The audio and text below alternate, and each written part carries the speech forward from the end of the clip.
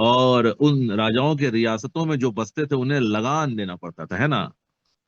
तो एक राजा साहब थे, राजा साहब की रियासत थी, उसमें प्रजा रहती थी, तो प्रजा को लगान देना था।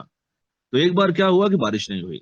अब बारिश नहीं हुई तो फसल नहीं हुई, और फसल नहीं हुई तो लगान कैसे देंगे। तो ये बात, जिस गांव में बारिश नहीं हुई थी, जिस गांव में फसल नहीं हुई थी, उस गांव के लोगों ने अपने गांव से एक पढ़े लिखे समझदार लड़के को अपना रिप्रेजेंटेटिव बनाकर राजा के महल में भेजा, और कहा कि राजा को जाकर समझाओ कि इस बार बारिश नहीं हुई, बारिश नहीं हुई तो फसल नहीं हुई, अब फसल नहीं हुई तो लगान कैसे देंगे।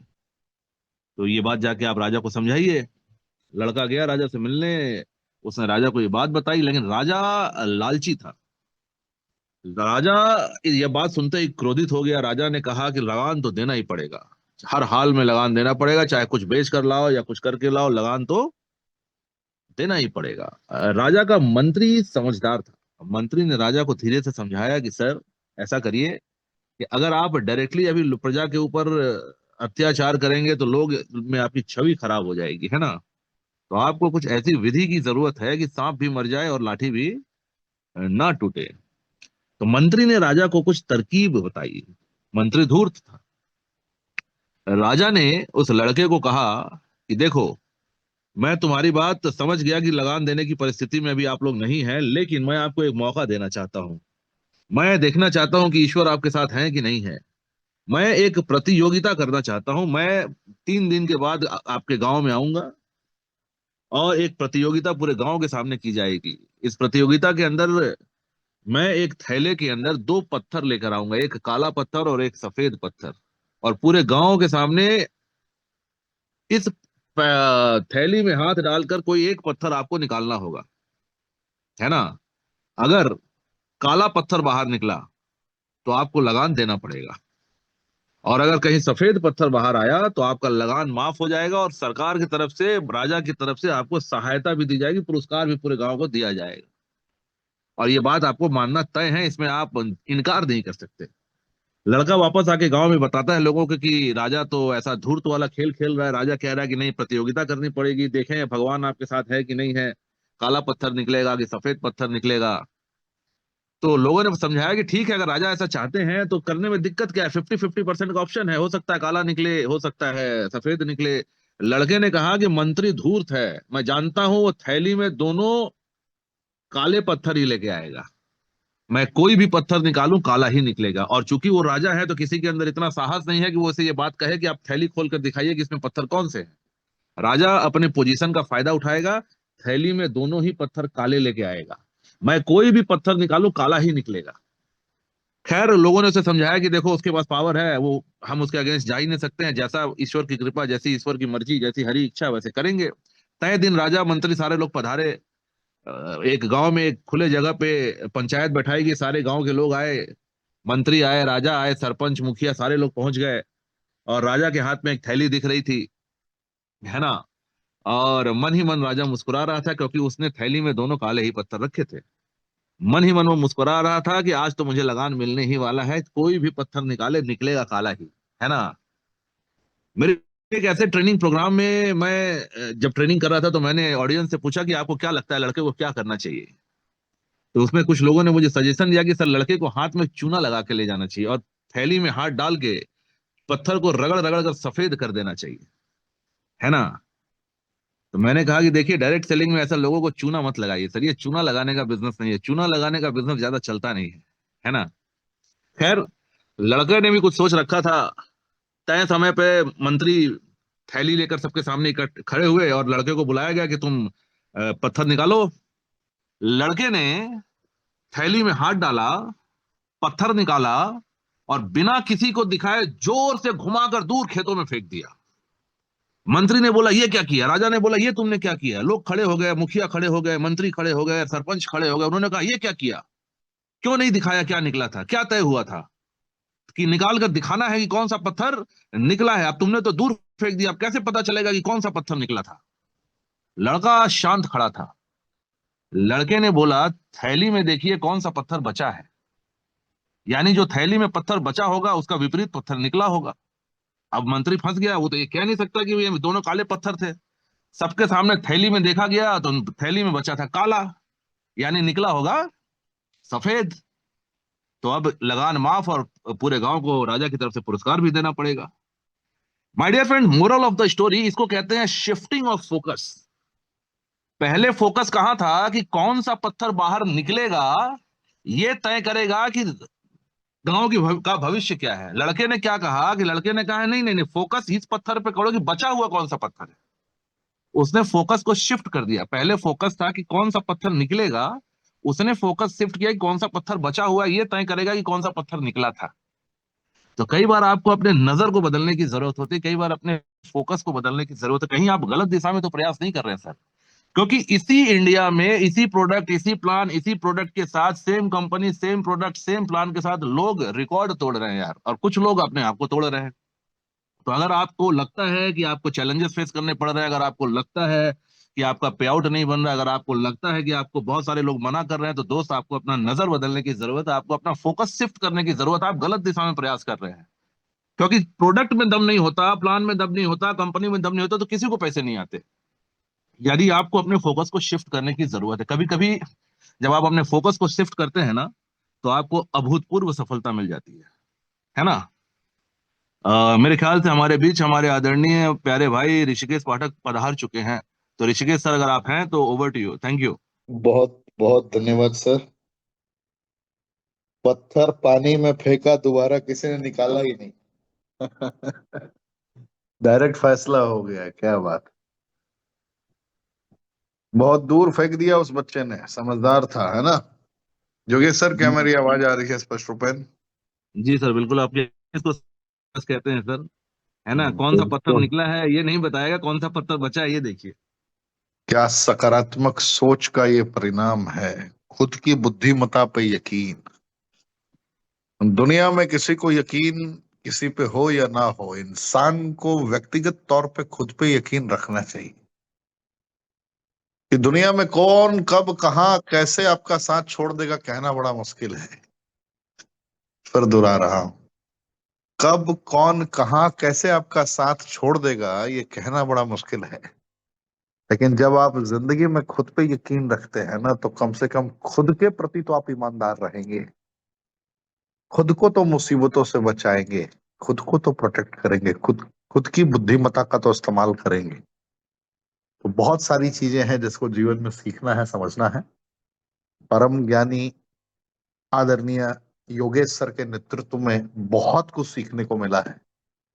जब जब इन्हें सुनता हूं, जब जब इनकी बातों को समझने की कोशिश करता हूं, उतनी बार मुझे बहुत कुछ सेलेक्टेड पॉइंट मिल जाते हैं जिसमें मैं घंटों बात कर सकता हूँ। तो बहुत बहुत धन्यवाद आदरणीय योगेश सर। वेलकम बड़े सर, भाई हैं आप ऑलवेज हमारे। एंड विद आपका यू, फॉर यू आशीर्वाद, ऑलवेज। और आपका ये आशीर्वाद ही है कि हम लोग को ये ऊर्जा लगातार मिलती है। तो जितने लोग मेरी आवाज सुन रहे हैं उनको मैं कहना चाहूंगा कि अभी आपको एक श्लोक सुनने को मिलेगा आदरणीय योगेश सर के द्वारा, और इसके बाद फिर पूरी ट्रेनिंग को आखिर तक अंजाम तक मैं पहुंचाऊंगा, क्योंकि सर का एक छोटा सा प्रोजेक्ट है जिसे वो कंप्लीट कर रहे हैं। मैं 10 मिनट के कुछ ऐसे ट्रैफिक में फंसा था कि 10 मिनट मुझे कम से कम लग सकता था स्थिर होने में, और नेटवर्क जोन में मैं था नहीं। तो योगेश सर ने मोर्चा संभाला, तो मैं आभारी हूँ सर। एक श्लोक भगवत गीता का जिसमें सबको आप आशीर्वाद देते हैं, आपके मुखार बिंद से निकलने वाले शब्द भगवान श्री कृष्ण की एक अनुभूति कराते हुए नजर आते हैं। सो और कुछ नहीं कह सकता हूं सर मैं, सकारात्मक ऊर्जा का संचार होता है। आपका ये शब्द, और उसके बाद आप जो प्रोजेक्ट पे लगे हुए हैं आप उसे कंप्लीट करिए sir. Thank you. Thank you sir. ये सब ईश्वर की कृपा है। आप, हम जितने भी हैं ना, कहते हैं उनकी मर्जी के बिना पत्ता भी नहीं हिलता। तो अगर ईश्वर ने मुझे ये माध्यम बनाया है तो ऋणी हूं मैं ईश्वर का। भगवान गीता में कहते हैं, जितात मनः प्रशांतस्य परमात्मा समाहितः शीतोष्ण सुख दुखेषु तथा मान अपमान योहा। भगवान कहते हैं कि जिस मनुष्य ने अपने मन को जीत लिया ना, क्योंकि सारा खेल मन का है सर। आपके मन को ना अगर आपने साध लिया, है ना, मन के साधे साध है, कहते हैं वो आदमी साधक नहीं है, जो तपस्या कर रहा है, जो आदमी मन को साध लेता है ना, जो अपने मन को नियंत्रित कर लेता है, वही असली साधक होता है। जितात मनः प्रशांतस्य, कि जो आदमी अपने मन को जीत लेता है, जो आदमी अपने मन पर विजय प्राप्त कर लेता है, वह आदमी प्रशांत सागर की तरह शांत हो जाता है। उसके अंदर इतनी गहराई आ जाती है। अगर आप जीवन में सफल होना चाहते हैं, अगर आप रेनेटस वेलनेस में सफल होना चाहते हैं ना, तो सबसे पहले जो बंदर बैठा है ना मन के अंदर, जो गुलाटी मारता है कि ये नहीं वो, कभी क्रिप्टो पे चला जाता है, कभी दूसरी कंपनी पे चला जाता है, मन को शांत कीजिए, भटकने से रोकिए सर। मन को एक जगह बांध लीजिए, साधक बन जाइए। और अगर आपने मन को साध लिया ना, तो आपके लिए विषम परिस्थितियां भी अनुकूल रहेंगी।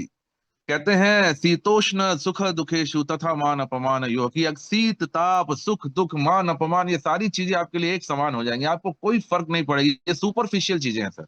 ये दुनिया में जो आपके साथ जो चीजें घट रही है ना, ये सारी सुपरफिशियल चीजें हैं। कि आपका मान है, कहीं अपमान है, कहीं सुख है, कहीं दुख है, कहीं बिजनेस हो रहा है, कहीं बिजनेस नहीं हो रहा है, कहीं शीत है, कहीं ताप है। ये सारी चीजें एक समान आपके लिए हो जाएगी, अगर आपने अपने मन को साध लिया। और अगर आपने मन को साध लिया ना, मैं आपको दावा दे सकता हूँ, गारंटी कर सकता हूँ कि आपको दुनिया में सक्सेसफुल होने से कोई नहीं रोक सकता। थैंक यू सर, धन्यवाद। बिल्कुल सर, बिल्कुल। फोकस का अपना ही आनंद है। जिस इंसान ने लक्ष्य को पहचान के अपने आप को निछावर किया है लक्ष्य पे, वो कभी भी खाली हाथ नहीं आता। लगातार प्रयास करते रहना होता है। और अगर एकाग्रचित होकर अपने लक्ष्य पे टिका जाए, तो दुनिया का कोई ऐसा लक्ष्य नहीं है जो असंभव हो। सो बहुत बहुत धन्यवाद आप सभी का भी, जो लोग अभी तक पहुंचे हैं, और जो लोग अभी तक नहीं आए हैं वो किस्मत वाले हैं।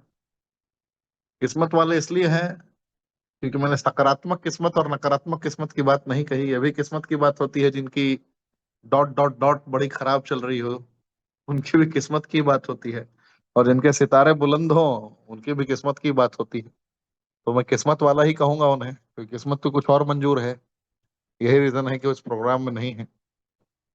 बड़ा कुछ करना होता है तो आपको महान लक्ष्य को निर्धारित करना होता है। बगैर लक्ष्यों के निर्धारण के आप बड़ा कुछ नहीं कर सकते हैं। आज क्लोजिंग का दिन है।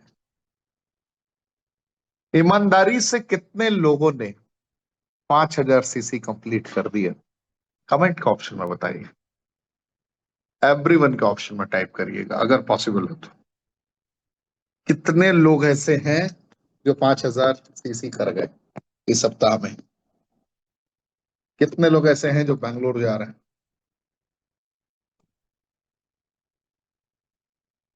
बोलिए, कौन कौन बैंगलोर जा रहा है? बैंगलोर जाने वाले सज्जन बताइए।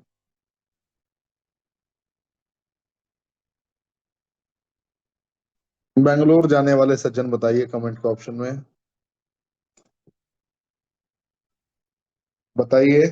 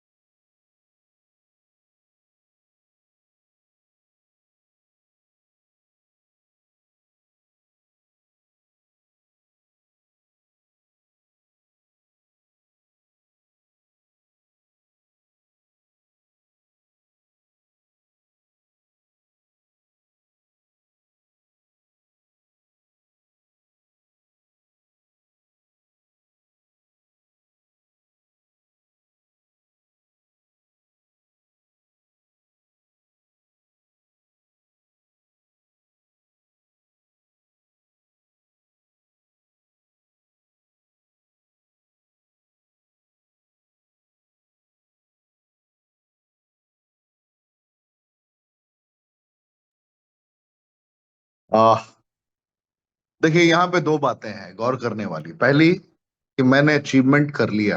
यहाँ पे बहुत सारे लोग हैं जिन्होंने कह रहे हैं कि मैंने अचीवमेंट किया, या बहुत सारे ऐसे लोग हैं जिनका कहना है कि मेरा छूट गया। तो जिनका छूट गया वो जरा कमेंट के ऑप्शन में बताएंगे कितना सीसी से छूट गया आपका। कितना सीसी से छूट गया? कितना सीसी से छूट गया वो बताइए।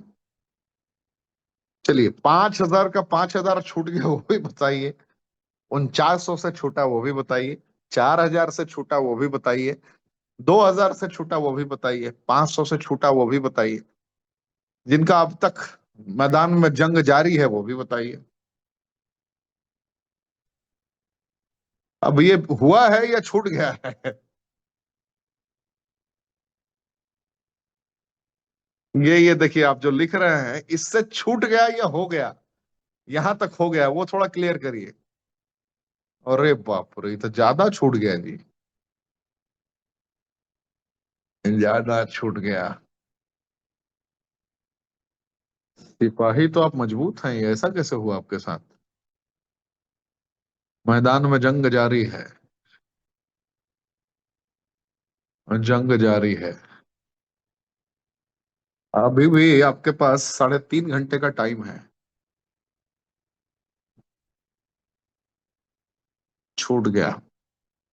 अब देखिए, जो लक्ष्य का निर्धारण हुआ था,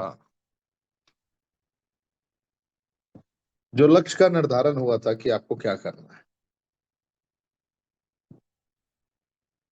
लक्ष्य का निर्धारण हुआ था कि 5,000 सीसी करना है, गेन केन प्राकरण करना है, तय समय पर करना है, सिस्टम से करना है, चूकना नहीं। ये सिर्फ इस वजह से हुआ है। ध्यान से देखिए, फंसने का रीजन 99% लोगों का सिर्फ यही है। 1% एक्सेप्शनल केस हो सकता है, लेकिन फंसने का रीजन यही है। मैं ऐसे 104 सीनियर एग्जीक्यूटिव को जानता हूं, 104, जिनका हाईएस्ट रैंक पे आउट नंबर 85 से लेके आज तक हाईएस्ट रैंक सीनियर एग्जीक्यूटिव रहा है, लेकिन मेंटेन रैंक 250 से 500 सीसी रहा है। 250 से 500 सीसी रहा है। ऐसा क्यों होता है? ऐसा इसलिए होता है कि खुद के सपनों को खुद पूरा करने का मादा नहीं होता, खुद से लड़ने की कोशिश नहीं होती है। मैं जानता हूं एक अच्छे लीडर को, जिन्होंने रैंक कितना बड़ा बड़ा अचीव किया ये मायने नहीं रखता है, लेकिन लड़ाई बहुत तगड़ी लड़ते हैं, अकेला अपने बल पे लड़ते हैं, और ग्रुप 1 ग्रुप 2 सारा खुद के बल पे बिल्ड करते हुए अनंत कामयाबी की ओर अग्रसर। उस लीडर का नाम बड़े गर्व से लेना चाहूं। उस लीडर का नाम है सुहास देश पांडे। Is from Karnataka. क्या नाम है उनका? सुहास देश पांडे। मैंने उनकी मेहनत को देखा है, उनके संघर्ष को देखा है, उनकी जिंदगी के अतीत में हो रही कामयाबी की जो बेसिक दास्ता है उसको भी मैंने बड़े करीब से महसूस करने की कोशिश की है कि कोई इंसान किस हद तक डेडिकेटेड हो सकता है। टीम भी इसी तरीके से वो तैयार कर रहा है। उन्होंने कभी ऐसा नहीं किया कि अचानक से मैं इस मकाम तक पहुंच जाऊं और अचानक से फुस। इनको पता है कि मुझे बिजनेस स्ट्रैटेजी कैसे बनानी है और कैसे टीम को एक साथ लेकर चलना है। 5,000 सीसी इस बार वही पूरा कर पाया है जिसने सिद्धांतों के अनुकूल कर्म किया, जिसने एक पल भी बर्बाद नहीं किया, जिसने टीम पर यकीन किया, जिसने अपने कमिटमेंट की वैल्यू रखी, जिसने अपनी टीम को यकीन दिलाया कि मैं तेरे साथ जीवन के आखिरी सांस तक खड़ा हूं। और CEO and founder doctor Subroto Dutta ji से तेरा मिलना बड़ा जरूरी है। जिसने ये सिद्धांत का प्रयोग किया, जिसने इन सिद्धांतों के अनुकूल कर्म किया, जिसने प्रोडक्ट की वैल्यू समझते हुए हमारे nutrition and rocking bayonets combination use किया, जिसने टीम में कभी भी हड़बड़ाहट वाली स्थिति को नहीं जन्म दिया था, वो सारे लोग पास हो गए। अब हड़बड़ाहट वाली स्थिति क्या होती है कि ऑल ऑफ सडन बड़े रैंक के लिए हम फाइट करने लग गए। क्षमता है 10 रुपए की और खर्च करने चल दिए 1000 रुपए। क्षमता है 10 रुपए की और 1000 रुपए हम खर्च करेंगे, तो हम कहां खड़े होंगे? बहुत सारे ऐसे लोग हैं जिनका हाईएस्ट रैंक है 1000 सीसी, 500 सीसी। मेंटेन रैंक है एसोसिएट, मेंटेन रैंक है IRD। चेक करके देखिए। जब हमारा रैंक IRD और एसोसिएट पे रहेगा, हम कैसे जंग जीतेंगे? हम कैसे लड़ेंगे? हम कैसे सपनों को पूरा करेंगे? अगर हम एक सप्ताह में 300 बोतल ग्रुप 1, 300 बोतल ग्रुप 2 का टर्नओवर नहीं कर पा रहे, इट मीन्स हमारी टीम अभी स्थिर अवस्था में नहीं है। ये जांचने के लिए हमारे सीईओ एंड फाउंडर सर ने इतना बड़ा ऑफर दिया था कि भैया कितने ऐसे हमारे व्यापारी हैं, कितने ऐसे हमारे डिस्ट्रीब्यूटर हैं जिनका बिजनेस अब ऑटो मोड में जा चुका है, यानी कि अगर सांसें भी थम जाए तो वो इंसान का इनकम नहीं थमेगा। इसकी प्रामाणिकता है बैंगलोर टूर। Trust me. सांसें थम जाए फिर भी इनकम नहीं थमेगा, इसकी प्रामाणिकता है Bangalore tour.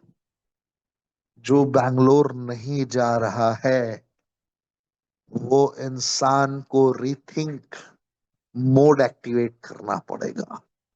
RT mode activate करना पड़ेगा। इसको ब्रेवल जॉनसन की एक किताब में स्पष्ट रूप में बताया गया है कि जब RT मोड एक्टिवेट होता है तब इंसान का पुनर्जन्म होता है। RT मोड मतलब रीथिंक मोड एक्टिवेट करना पड़ेगा। दोबारा सोचिए भैया, क्या चूक रह गई? क्या चूक रह गई? सीनियर एग्जीक्यूटिव स्थिरता की प्रामाणिकता है। क्या मेरा बिजनेस स्थिर है? जीते जी जब आप फैमिली को 50,000 रुपए महीने नहीं दे पा रहे हैं, तो ना रहने के बाद क्या 2 लाख रुपए की गारंटी दे पाएंगे आप? और 2 लाख छोड़ दीजिए ना श्रीमान, 50,000 की गारंटी दे पाएंगे आप? दे ही नहीं सकते। टीम एस्टेब्लिश है ही नहीं ऐसी। जीते जी जब चैलेंजेस है तो मरने के बाद कौन पूछता है? डायरेक्ट सेलिंग में ट्रू नेटवर्कर वो होता है जो अपने वर्तमान के साथ अपने भविष्य की नींव पे इतनी बड़ी इमारत खड़ा कर दे तो उस इमारत को देखने के बाद खुद को गर्व महसूस हो कि मैंने जिंदगी में कुछ किया। हर वो सीनियर एग्जीक्यूटिव अचीव करके जाने वाला इंसान बेंगलुरु, उसने नींव मजबूत कर ली है। 300 सीसी प्रामाणिकता है। और अगर आपने अब तक नहीं किया है तो अभी बचे हुए 3 घंटे में आप कुछ कर भी नहीं पाएंगे। क्षमा प्रार्थी हूं। क्या करेंगे आप? तोड़ फोड़ तो करना नहीं है, ये तो सीओ सर हमारे सिखाते नहीं है। MS धोनी मेरे फेवरेट क्रिकेटर हैं। मात्र एक ऐसे इंसान हैं दादा के बाद जिंदगी में जिनको बगैर मिले मैं इतना प्रेम करता हूं। प्रेम करने का मतलब है उनके सिद्धांतों को बड़ा कॉपी करता हूं अपनी लाइफ में। एक ऐसे इंसान जिससे बगैर मिले मैं इंस्पायर होता हूं उनके मनस्थिति को देखते हुए। MS धोनी का एक लाइन है, बड़ा एक इंटरव्यू में उन्होंने कहा था कि अगर आपने पूरा साल पढ़ाई पूरा साल अगर पढ़ाई किया है तो फिर चिंता क्यों? किस बात की चिंता है? पढ़ा है पूरा साल, तो अगर एग्जाम के टाइम में रात भर सोते भी हो, दिन भर सोते भी हो, गेम खेलते हो, कुछ भी करते हो, कोई फर्क नहीं पड़ने वाला है। पेपर देने जाओगे 70 एंड अबव लेकर आओगे, यानी कि पास हो ही जाओगे, किसी कीमत पे पास हो जाओगे आप, जीत जाओगे आप। लेकिन अगर आपने पूरा साल पढ़ाई किया है नहीं, कोई प्रिपरेशन है नहीं, अब एग्जाम कल है और आज रात भर जग के पढ़ाई कर रहे हैं, तो फिर कोई फायदा है नहीं इसका। आप ऐसे भी लूजर हो जाओगे, आप जीत नहीं सकोगे। आप समझ पा रहे हैं? आप पढ़े हो तो फिर सोचना नहीं है, चिंता क्यों? नहीं पढ़े हो तो फेल होना तय है, चिंता क्यों? दोनों कंडीशन में टेंशन नहीं लेना है। गौर गोपाल दास भी कहते हैं, बड़े फेमस मोटिवेशनल स्पीकर हैं, कहते हैं कि भैया जब जिंदगी में कोई सिचुएशन को तू कंट्रोल कर सकता है तो फिर चिंता क्यों करना, कंट्रोल टेंशन क्या लेना है। और जब तू जिंदगी में किसी सिचुएशन को कंट्रोल कर ही नहीं सकता फिर चिंता क्यों, टेंशन नहीं लेना, फिर रिलैक्स मोड में रह। जो सिचुएशन तेरी कंट्रोल में नहीं है फिर सर पटकना बेकार है ना, फिजूल का क्यों अपना वक्त बर्बाद करना। और जब किसी सिचुएशन को तू कंट्रोल कर सकता है तो फिर चिंतित क्यों है। लगा दम अपना, दिखा दे जलवा दुनिया को, ये तो अपने मुकद्दर की रचना अपनी मेहनत से करने की सामर्थ्य रखता है। दिखाना जलवा है, तमाशबिन बन के तमाशा देखने के लिए थोड़ी तू आया है दुनिया में। दिखा जलवा। इतने बड़े बड़े मोटिवेशनल स्पीकर कहते हैं। मैं दुनिया की बात नहीं करूंगा, मैं सिर्फ यहाँ की बात करूंगा, रेनेटस की बात करूंगा। अगर आपने बैंगलोर ट्रिप क्वालिफाई नहीं किया यानी कि आप अभी उस स्टेज में हैं जहां फियर, आपको फियरलेसनेस वाली जो कंडीशन है ना वो अभी नहीं है। फियरलेसनेस वाली कंडीशन से आपको होकर गुजरना पड़ेगा। फियरलेस अप्रोच समझते हैं आप, जिसको डर नहीं लगता, जो कुछ भी कर सकता है, जो डर को भी डराता है, वो योद्धा का माइंडसेट बनाना पड़ेगा आपको। आपको सकारात्मक मानसिकता के साथ मैदान में उतरना पड़ेगा। डाउट को अपनी डिक्शनरी से डिलीट करना पड़ेगा। D for doubt, D for delete. अगर डाउट है तो डिलीट बटन क्लिक करिए, अन्यथा वो आपको पिक्चर से ही एलिमिनेट कर देगा। याद रखिएगा, बहुत गहरी बात बता रहा हूं। हारा वही है जिसको भय हुआ है, जो भयभीत हुआ है परिस्थितियों से, जो परिस्थितियों से डर गया है, जो चाह कर भी नहीं लड़ सका है, जो सदैव संदेह करता रहा है, जो ब्लेमिंग मोड एक्टिवेट रखा है, जो कंप्लेनिंग मोड एक्टिवेट रखा है, जो हर परिस्थितियों में हर समाधान में समस्या ढूंढ लेता है, जो हर परिस्थितियों में चुनौतियों का सामना करने के लिए कोई ना कोई नए बहाने ढूंढ लेता है, वही हारा है। माफी चाहूंगा, मैं उनकी बात नहीं कर रहा जो 10 दिन 15 दिन 1 महीने के अंदर आए हैं रेनेटस में, मैं उनकी बात नहीं कर रहा। उनके लिए तो ये दूध बात है, वो नहीं कर सकते, प्रैक्टिकली पॉसिबल नहीं है। थोड़ा उसमें ही अगर कोई बहुत तगड़ा माइंडसेट का इंसान है तो वो कर सकता है, अन्यथा नॉर्मल लोगों के लिए विद इन 1 मंथ ये नहीं हो सकता है। ये एकदम इजीली इतना हलवा नहीं है कि आप खा लेंगे आराम से बैठ के, टफ है। मैं उनकी बात कर रहा हूं जिन्होंने 180 दिन से ज्यादा का वक्त रेनेटस में बिता दिया है और फिर भी वो नहीं कर पाए। इट मीन्स कहीं ना कहीं कुछ ना कुछ मिस्टेक हो रहा है जिसमें आपको सुधार की जरूरत है। अपने कदमों को चेक करिए कि कहां कहां मैं चल के आया हूं, जो रास्ते मुझे गुमराह कर गए। कहां कहां मैं चल रहा हूं जहां से मुझे चैलेंजेस का सामना करना पड़ रहा है। आपको इस पे काम करना पड़ेगा। 6 महीने बहुत होते हैं यार जिंदगी बदलने के लिए। 6 महीने, जो 1 महीने वाले हैं, जो 15 दिन वाले हैं, वो 20 दिन वाले हैं, भाई साहब बहन जी जितने लोग हैं उनसे मैं क्या बोलूं, उनसे क्या बोलूं, उनसे क्या बोलने का मैं हक रखता हूं, कुछ नहीं। आप कम से कम टिके हुए हैं, कमांडो ट्रेनिंग अटेंड कर रहे हैं, अपने ग्रुप की ट्रेनिंग अटेंड कर रहे हैं, अपने सीनियर की बात मान रहे हैं, सीओ सर के फरमान को सुन के आपने हिम्मत तक किया, ये बहुत बड़ी बात है। लेकिन 180 दिन हो गए और मुझसे नहीं हो रहा, इसका मतलब आप ना आप स्थिर है ना आपका व्यापार स्थिर है। और जब आप स्थिर नहीं है और आपका व्यापार स्थिर नहीं है तो आपका भविष्य अस्थिर हो जाएगा। और जब आपका भविष्य अस्थिर हो जाएगा तो जिंदगी में कुछ भी नहीं बचेगा, सब कुछ रेगिस्तान के बालू की तरह हाथ से निकल जाएगा। जैसे रेत फिसलता है ना हाथ से, ऐसे सब कुछ निकल जाएगा। दिखेगा, दिखेगा कि सब कुछ छूट रहा है, संभाल नहीं पाओगे आप। जिस तरीके से कभी आपने जिंदगी में पता नहीं एक्सपीरियंस किया है नहीं किया है, लेकिन मैंने किया है। बहुत ही दर्द होता है, बड़ा दर्द होता है। कुछ सेकंड की इंपॉर्टेंस उस वक्त समझ में आता है जब आप 1000 किलोमीटर की यात्रा करने के लिए निकल रहे हो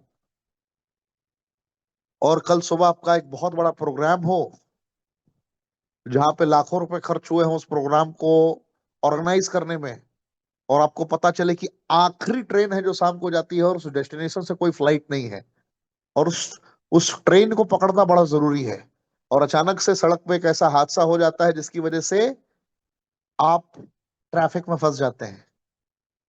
ट्रेन खुलना था 6:10 पे और आप 6:08 पे स्टेशन के करीब पहुंचते हैं। स्टेशन में दाखिल होते होते प्लेटफॉर्म नंबर 8 पे पहुंचते पहुंचते ट्रेन खुल जाती है।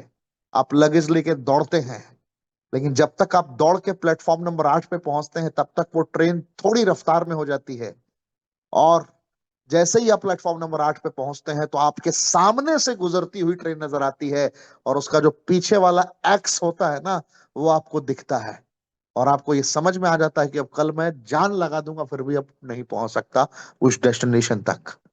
तो सिर्फ आपके पास एक ही पॉइंट रह जाता है, अफसोस। मेरे साथ ऐसा हुआ है, मेरे सामने से ट्रेन निकली है और मैं कुछ कर नहीं सका था। चिल्लाता रह गया गार्ड को कि रोको, गार्ड नहीं रोका गाड़ी, क्योंकि तय समय से मैं लेट था और मुसाफिर तो सही समय पे थे। ट्रेन अपने गंतव्य स्थान की ओर बढ़ गई, लेकिन मैं वहीं मुसाफिर की तरह सड़क पे, यानी कि रेलवे स्टेशन पे खड़ा रह गया। मोरल ऑफ द स्टोरी ये है, और ये रियल कहानी है, ऋषिकेश पाठक की जुबानी आप सुन रहे हो, ऋषिकेश पाठक की ही कहानी है कि जिंदगी में देर सही है, लेकिन इतना भी देर नहीं करना है कामयाब होने में ना कि बहुत देर हो जाए। फिर सिर्फ एक ही बात बचेगा, अफसोस। काश मैं बाइक से आ जाता, कार छोड़ देता तो सही होता। मजेदार खबर क्या है, वक्त की सबसे बड़ी खासियत यह है ना कि वो बीतने के बाद समझ में आता है कि मैं क्या क्या कर सकता था। रियलिटी यही है, ये सबसे मजेदार कहानी यही है कि ये बीतने के बाद समझ में आता है, और मजेदार खबर ये है कि इंसान खुद ही रियलाइज कर रहा होता है, इंसान खुद ही रियलाइज कर रहा होता है, खुद ही बता रहा होता है कि अगर मैं ये कर लेता उस वक्त तो ये सही होता, वो कर लेता तो उस वक्त सही होता। लेकिन जो वर्तमान में करना होता है उस वक्त वो गलत कर रहा होता है। अब जैसे आज मुझसे कोई पूछे कि मैं 24 दिसंबर को 2024 को अपने पिताजी का, कहते हैं कि, शव लेकर शमशान घाट तक पहुंचा, पिताजी की मृत्यु हो गई उस तारीख को। अब मैं सोचता हूं कि अगर मैंने अमृत यात्रा ना निकाला होता, अगर उन समस्याओं का आभास मुझे 8 महीने पहले हो गया होता, अगर मैं 8 महीने पहले इमुजेंथ की जबरदस्ती खुराक उनको सुबह शाम दोपहर तीनों टाइम दे रहा होता, 8 महीने पहले अगर मैं लगातार उनको अपना हरिद्रा दे रहा होता, अगर 8 महीने पहले से जेंथ प्रो का सारा पैकेट एकदम अपने तरीके से टाइम टू टाइम दे रहा होता, सारा डाइट कैंसिल करके सिर्फ फ्रूट पे रख अगर मैंने रख दिया होता, तो शायद मेरे पिता आज जिंदा होते। कब रियलाइज हो रहा है? जब मेरे पिता मेरे साथ नहीं है। वो कब रियलाइज हो रहा था? जब ट्रेन सामने से निकल चुकी थी कि मैं कार की बजाय तपती, अगर मतलब उस धूप में अगर मैं बाइक से उस